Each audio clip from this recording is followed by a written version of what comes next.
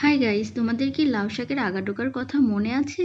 তোমরা ভুলে যেতেই পারো, তবে আমি তো ভুলতে পারি না। আমি বলেছিলাম তোমাদের লাউয়ের আগাডোকা দিয়ে রেসিপি দেখাবো।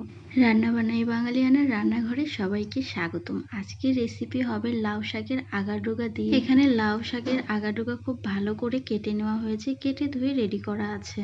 খুব সাধারণ লাউ শাক রেসিপিটা তোমাদের সাথে শেয়ার করতে যাচ্ছি। লাউ শাকের মধ্যে দেওয়া হবে আলু, এজন্য চাকচাক করে আলু কেটে ধুয়ে রেডি করা হয়েছে। এরপরে আলুগুলো ভালো করে তেলে ভেজে নিতে হবে। পরিমাণ মতন লবণ হলুদ দিয়ে আলুটাকে ভেজে নেওয়া হচ্ছে। ভাজা হয়ে আসলে উঠিয়ে নিতে হবে। আলু ভাজা উঠিয়ে নিয়েই এই তেলেই ফোড়ন দিয়ে দেওয়া হবে শুকনা মরিচ, কাঁচা মরিচ, পাঁচফোড়ন, তেজপাতা। ফোড়ন দিয়ে শাকগুলো তেলের মধ্যে দিতে হবে পরিমাণ মতন জল, শাক আর শাকের ডাঁটাগুলো যাতে সিদ্ধ হয়। এই সময় লাউ পাতার শাক, মিষ্টি কুমড়া শাক, চাল কুমড়া শাক এইগুলো পাতার শাকগুলো পাওয়া যায় আর খেতেও ভালো লাগে বেশ। তো আমরা গ্রামে থাকি, কিনেও খেতে হয়, গাছেরও হয়। তেলের মধ্যে শাকগুলো দিয়ে এরপরে পরিমাণ মতন লবণ হলুদ দিয়ে দিতে হবে।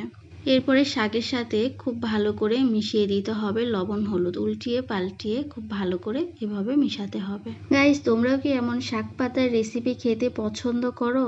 খুবই পুষ্টিকর এই শাক পাতার রেসিপিগুলো। লাউ শাকের আগাডোকা সেদ্ধ হওয়ার জন্য কিছু সময়ের জন্য ঢাকা দিতে হবে। ঢাকনা উঠিয়ে আবারও খুব ভালো করে নাড়াচাড়া দিতে হবে। প্রায় সিদ্ধ হয়ে এসেছে। এভাবে ভেজে ভেজে রান্না করে নিতে হবে।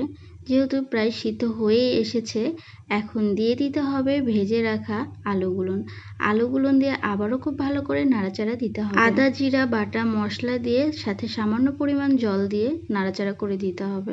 মশলার সাথে কিছু পরিমাণ জল দিয়ে কষিয়ে রান্না করে নিতে হবে। আর এই সময় দিতে হবে স্বাদ মতন চিনি। মশলা দেওয়ার পরে ভালো মতন কষিয়ে রান্না করে নিতে হবে লাউ শাক রেসিপি। লাউ শাকের খুব সাধারণ এই রেসিপিটা যদি তোমাদের ভালো লেগে থাকে তাহলে লাইক কমেন্ট ফলো শেয়ার দিয়ে সাথেই থাকবে আর বেশি বেশি ভালোবাসা দিবে। মশলা দিয়ে কষানোর জন্য যে ঝোলের জলটা দেওয়া হয়েছিল, এই জলটা শুকিয়ে আসলে রান্নাটা হয়ে যাবে।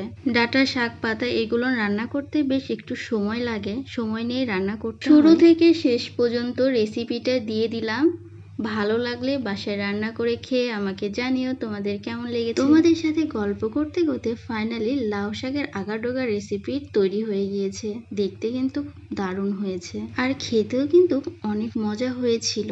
ডাঁটাগুলো একদম জুসি জুসি। বাঙালিয়ানার রান্নাঘরে খুব সাধারণ রেসিপি তৈরি হয় শাক পাতা কচু ঘেঁচু দিয়ে।